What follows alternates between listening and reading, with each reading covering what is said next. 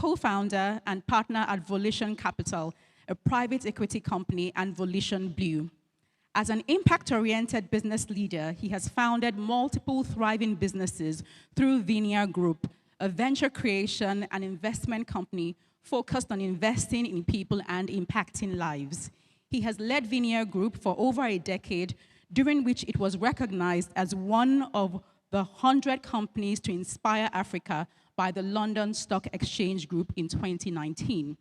Kola, who holds a degree in computer science from the University of Nottingham, UK, recently concluded his master's degree in public administration at Harvard Kennedy School, and as a Mason and Glitzman Fellow and a Fellow of the Harvard Center for Public Leadership. He was honored with the Eric Yankert Award for distinguished contribution to the Mason program and Harvard Kennedy School. Kola continues to balance his entrepreneurial passion with his nation-building drive and an unwavering commitment to a family while being very active in his Christian faith. Please welcome to the platform, with a warm applause, Mr. Kola Oyeneyin.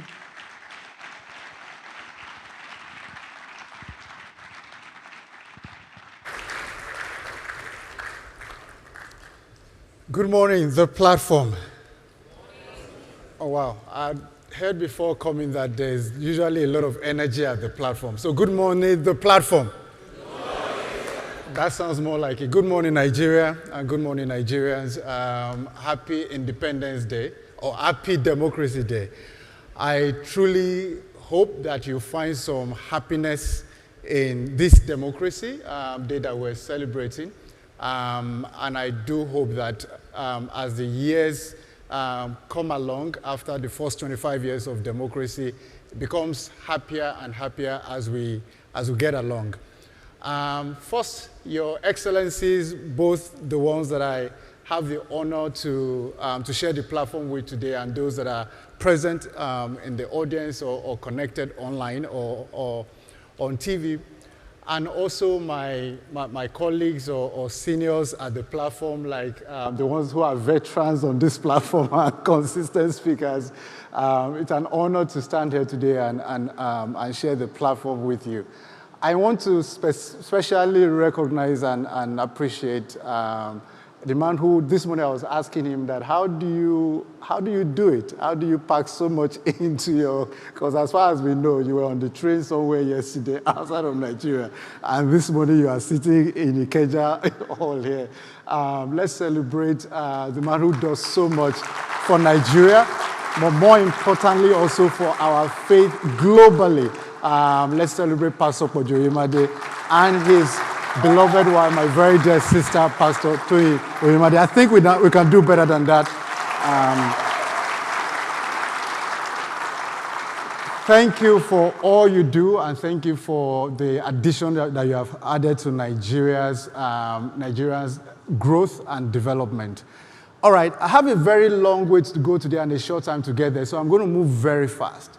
The challenge of having to speak on such a potent topic and to combine democracy, which is a very, very big topic on its own, and free market, which is also another very big topic, is that you're caught between two worlds. And so you have to find where you want to really stay.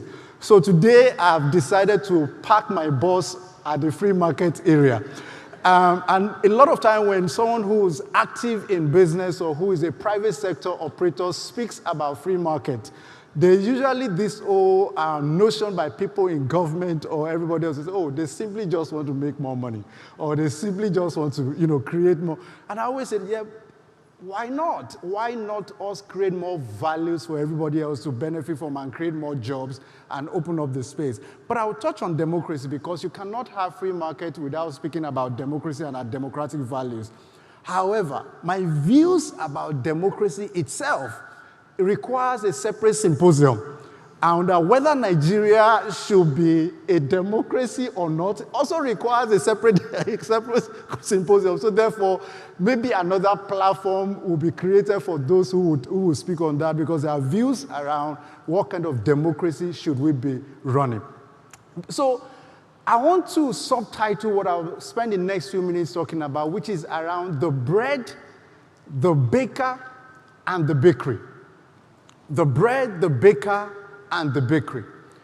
About 5 years ago, I got to a point in my life, and for those who know me prior to now, beyond just being a private sector operator and being a faith person, is that I have, by the grace of God, done a few things in sort of like nation building space. Some of us got burnt after many things that happened in Nigeria in a rather short life. And so by 2019, I completely was tired. I said I had no idea what to do as far as Nigeria is concerned anymore. This thing had become what you call in an economic environment, what you call a wicked problem. A wicked problem is a problem that has defiled many solutions where it's hard to solve. I said, okay, I must need a new kind of understanding. So I left Nigeria for the second time. I said I must go away for about a year plus to go and just get educated. They must have solutions somewhere. So I went. And so I was in class just like you're seeing here, and I remember, everybody was going around the room to share why they are here. And I come from 125 different countries, different people. And I'd come from Nigeria as one of the only two people that had come and spending a year to understand how do we go back and solve this thing called Nigeria. And so they asked, Kola, so why are you here? And I said, well, I came for answers. I said, okay, answers to what? I said, well, answers to a problem that has defiled a lot of logic. I said, where are you from? I said, I'm from Nigeria. I said, oh, wow, Nigeria, we are looking for answers too. I said, you guys are looking for answers to that? I said, yes. I said, because based on everything that we know and see and the indices that we have, Nigeria shouldn't be where it is. So we are hoping that you'll be able to provide us some answers. At that point, I said, sorry, can I get my money back? Because obviously it now means that I'm not going to get the answer that I want. But let me quickly, so because of that, I spent a year and of course got on the play. But what I did get was the ability to ask better questions. The ability to say that maybe we have been asking the wrong question as far as Nigeria is concerned, but the ability to ask better questions. So therefore, on this one I have on the screen there something that is common to many of us, bread. Bread is an important part of our lives. And bread means different things to different people. Bread, to you, some people, is fuel they put in their car to help them get to work to go and look for bread for the day. But you see, bread was so instrumental in France, and I'm using France in 1978, in 1789. And it led to a point where it created the price of bread becoming highly inflated, led to a major riot in France that led to what you call the French Revolution. And from a statement that was made by the then queen to say, why are the Parisians asking for bread? Tell them to eat cake, meaning that whatever they can find to eat, let them eat. And so the Parisians said, is that so? And so they marched to the palace, and we now know the rest is history as far as that is concerned. Give us this day our daily bread. It's a prayer that is actually common across different religions. Pray differently. But bread is an essential part, meaning that in life, if your inability to access what to eat is a major, major, major problem and dilemma for people. Now, the price of bread in 2024 is approximately 1,800 naira. And this same price in 1979 apparently can buy us a Peugeot 504. So we have come quite a long way. I didn't believe this at first when Business Day released it. So I spoke to somebody who is old enough to remember. I said, oh, yes. In fact, he said it was 1,680 specifically. So what you used to buy a loaf of bread today bought a car at some point in this country. So therefore, our national bread has shrunk. It's become smaller and smaller. And the sharer of the bread has grown bigger and bigger. We were 125 million when we came into democracy. We are 220 million people today. And we're sharing from a small piece of bread called GDP. Can I have my guys, please? The GDP of Nigeria, at some point, we were number 4. So we were number 1, and we were $450 billion that we were earning. It was being shared by almost 200 million people.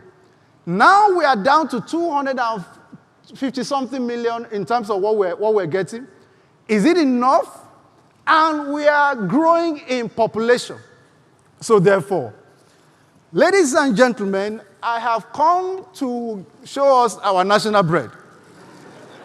Because you see, economies can fly over people's head many times. We can sit in this place and I can throw data at you.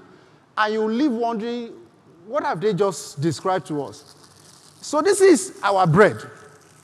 This is Nigeria's bread, and I'm going to hand it over to these citizens of Nigeria who are meant to share this bread. There are 10 of them, representing 200 million people.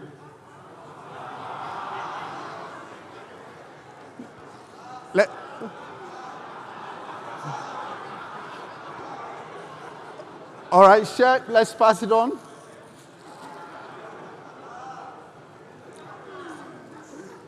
All right, let's keep passing it on.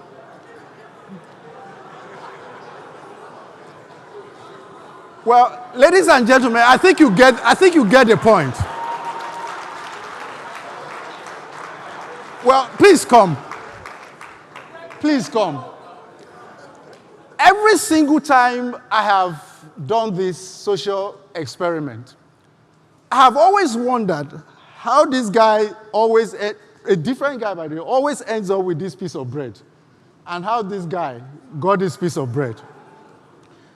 This is what 95% of Nigerians, some of whom represented in this room, this is what you get. Do you agree with me? Yes. This is what the 1% of the 1%, this is what they get. What 7 of them didn't know was that prior to this, these 3 people came to come and meet me. They had a conversation with me as I came into power, and they seized my government, called state capture. And I told them that as we are creating value, the value will be passed to you. Take as much as you want out of it. The rest, these people can share. Can you see the result? See what 3 of them have, see what 7 people have. That's why the national bread can never be enough. It cannot be enough because the bread itself is not enough to share. But when you then have a system that is not a free market economy that allows for demand and supply to happen, that allows for value creation to take place freely without the intervention of somebody somewhere with a piece of paper and a pen, letting these people take a lion's share, of course, they will always get a shorter end of the stick. Where we want to get to is a world where perhaps he has enough, doesn't need to be rewarded. Please take. Perhaps they need to then be rewarded equally, across board. And maybe we will live in a more equitable and, he said, okay, he said he won, all right. And bonus, thank you very much. Thank you.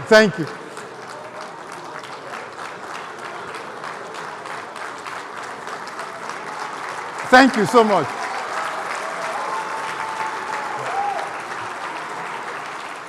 So, thank you. If you don't take anything out of here today, please remember this very well. That the idea of democracy, no matter how we define it, if it's not delivering equity and justice, it is no democracy. No matter how we define it, if democracy is not delivering equity, as you saw in the end, it's not a democracy. So I'm going to jump over the definition of free market. Those are things you can Google. And really ChatGPT can describe it better than I can do now. So, but the key idea is that, number one, it ensures freedom, exchange of goods and services, and it allows competition. Let me give an example quickly. The bag of cement is 10,000, almost 10,000 naira today. Free market economy should allow someone in this room who has found a system that exists somewhere in the world that allows for them to bring cement into Nigeria Follow me? Because people talk about why are we importing certain things. Again, that's why I said, there's no time to unpack it. But if the landing cost plus duty would deliver to Nigerian builders and users of cement at 5,000 naira, half the price, should they bring it in or not? Why should we leave it at 10,000 in the hands of 3-4 people to continue to dominate a few people who can't even afford to build houses? And we say we operate a free economy. Do you understand what I'm saying?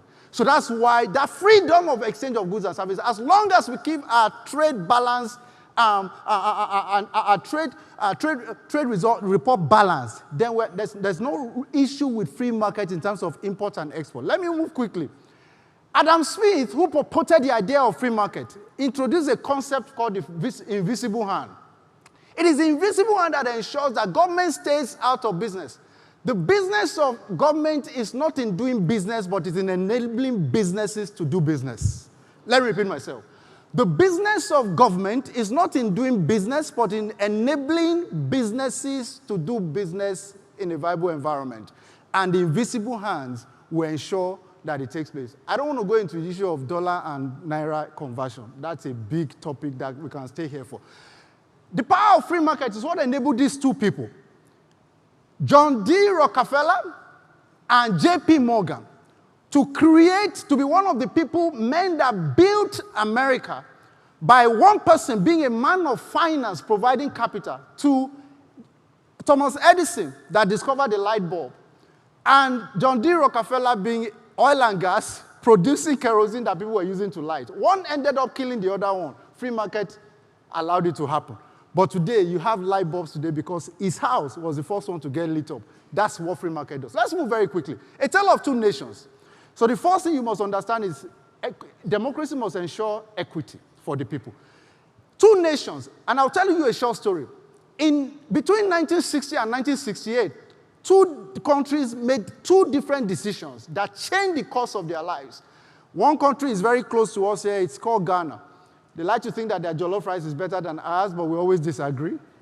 But another country is a very small island, very close to China, that China doesn't want to let go of, but they've become very important to the world. It's called Taiwan. Ghana and Taiwan made two different decisions at two different times. Ghana made a decision to make formal education, your ability to speak Queen's English, as you want it to be, made it compulsory for all, and in some cases free. Taiwan said, we don't care much about Queen's English. Speak basic English, or no English at all. However, set up a policy for technological and vocational training. Made that compulsory for all Taiwanese. Ladies and gentlemen, a few years later, even though both of them started at about $300 in 1968 GDP per capita, by the time you get to 2020, this is what Taiwan's export basket looks like. Inside that export basket, compared to Ghana, is a blue area that you can see there that represents 42% of what they now export to the world that is called semiconductors. Semiconductors today is now powering everything you can think of today, from the phone I'm holding, semiconductor, clicker, semiconductor, microphone, semiconductor. These screens you're looking at, semiconductors everywhere. Taiwan has become, the world depends on Taiwan. If Taiwan runs into production issue of semiconductors, nothing electrical comes out by a policy of government. And by the way, Taiwan is not a democracy. And they're able to do that. Let me tell you what this has led to. It's what I call the Great Divergence. Look at Taiwan's GDP per capita today. Has grown 165 times to $48,000. GDP per capita, which is a measure of how much each person is won. It's different from GDP. What you saw here was GDP per capita that are distributed. The bulk was GDP. Now, Ghana is less than 3,000. Grew 10,000 in almost 50 years. 10 times in almost 50 years. Are we getting it? Let me now make a statement here that perhaps out of everything I said today is something that I want everybody to take home. What a nation makes is what makes a nation. Let me repeat myself. What a nation makes is what makes a nation. No matter how we hail Nigeria, what a nation makes is what makes a nation. So, what China makes, what Indonesia makes, what the US makes, you can see the export basket. Now, ladies and gentlemen, what Nigeria makes. What Nigeria makes is sitting in that place, 70%, or almost if you add gas to it, it comes to about 85% of what we make is oil in its crudest form. No skill, nothing applied to it. And by the way, a portion of it being stolen. Let me just pause here and just say, by the way, normal people cannot steal oil. I hope you know that. Unless if you have the capacity to steal crude in this way, can I see your hand? There is a level of sophistication that is required to steal crude. From vessels to security to pipeline, I mean, it's sophisticated. So therefore, the people that are stealing crude are not in this room. I can almost guarantee. Unless you are. So, so therefore, we are one main product. And this product, we cannot protect it. Think about it, maybe because my background is in business. If I'm making one product or one service, and in that product is being stolen, I don't know what the number of items that I have in my shop. How do I make money? Nigeria's NNPC, in its history, only recently declared profit around 2017. I mean, if I run a business for 40 years and it's not making profit, the first is who is subsidizing it? Who's paying salary? There must be something in that arrangement. We couldn't even see the books for a long time. The equivalent of Nigeria's NNPC, that is called Saudi Aramco, is a company led by the way, government, not in a democracy, that is worth $1.9 trillion. Is the number 4 highest, I think the 4th market cap in the world as a company. Saudi Aramco. The same oil in the hands of Saudi is different in the hands of Nigeria. Let me move very quickly. We don't have time to listen to this video, but maybe it will be shared with us, and then let me move very quickly. That's a video that shows how Saudi monitors every drop of oil that comes into the country. As I begin to wrap this up and maybe deliver where I'm really going today, 25 years of democracy is a very long time. A lot of things didn't exist 25 years ago. Google was barely a year old in 25 years ago. Facebook, Twitter, Instagram that we use today didn't exist 25 years ago. By the way, our telco sector almost didn't exist 25 years ago. 130 million Nigerians didn't exist 25 years ago. A whole financial payment system didn't exist 25 years ago. So 25 years is a very long time. In 25 years, China has moved 750 million out of poverty. Nigeria has dropped 80 into poverty. A lot can happen in 25 years. And by the way, I'm a patriotic Nigerian and I love my country. But data does not lie. In God we trust. Everybody else bring data. This is what data tells us. In the last few administrations of our democracy, this is where we have been. The lowest we ever grew 1% was in the previous administration. The first administration took Nigeria and took some major bets that got us somewhere important. I'll move very quickly across our complexity as a country and get to where I really want to get to today. Now, as we begin to look forward for the next 25 years, we must now begin to say, what strategic bet can we take? We're here for ideas, and I want to put one on the table. It might look simple. It might look like we're not ambitious enough. But you see, monkeys have a way of jumping in the forest.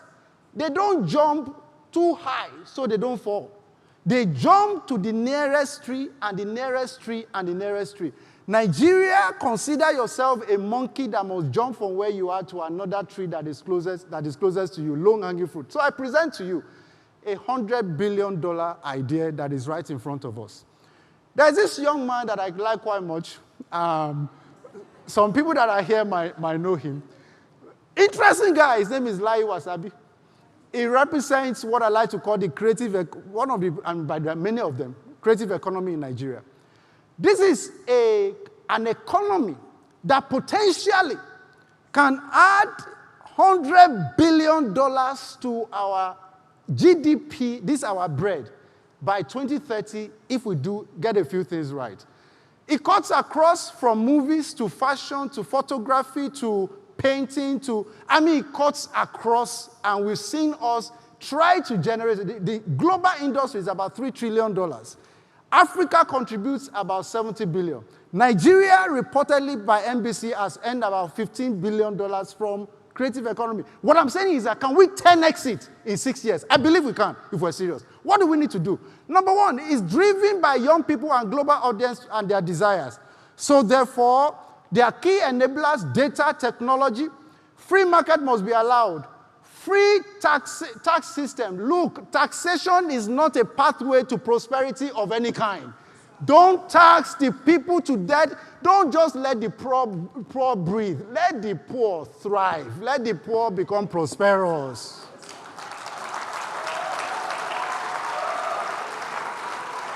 Hear me and hear me well as I begin to wrap up. We must ensure, so some of these young people are earning an average of $10,000 currently from content creation, but they cannot bring it into Nigeria. Why? Because our banking system, our postal system, I don't have time to go into the monetization of platforms like YouTube and co, does not make it possible for them to do it easily. If I were government, what I would be doing is, what do I need to enable to ensure that, I'm CBN governor, I'm looking for dollars, but there's dollars sitting abroad that can't come into Nigeria. How do I enable it to come in? And then I must get my ambassadors and embassies to now begin to speak about Nigerian culture and Nigerian content and Nigerian music and Nigerian fashion and Nigeria, everything Nigeria, and that becomes what I focus on. Ladies and gentlemen, I now present to you the new economy of Nigeria, and the people that must bargain for this to happen are the people that I call the soft bands of Nigeria. These are people who have a responsibility to not just live a soft life, but to ensure that they now begin to go into government and bargain for development, not bargain for self. Bandits are the ones with guns that go around and make headlines. But you see, they are economic bandits who use pens to move state funds into private pocket. Have a wonderful day. God bless you. Thank you.